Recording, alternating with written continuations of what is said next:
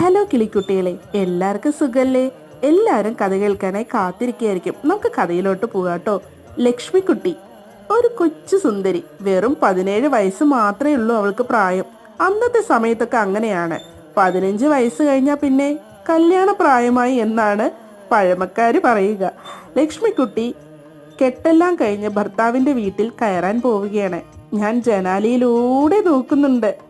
നിലവിളക്കുമായി ദേവകിയമ്മ മുറ്റത്ത് നിൽപ്പുണ്ട്. അങ്ങനെ നിലവിളക്കുമായി ലക്ഷ്മിക്കുട്ടി വീടിനകത്തോട്ട് കയറി. അപ്പോഴേക്കും അപ്പച്ചി, മോളെ കിങ്ങിണി, കിങ്ങിണി. ഞാൻ അപ്പച്ചി, ദാ വരുന്നു.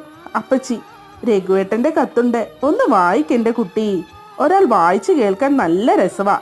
എനിക്കാണെങ്കിൽ ചില അക്ഷരങ്ങളൊന്നും കണ്ണിന് പറ്റുന്നില്ല. തപ്പിപ്പിടിച്ച് വായിക്കണം.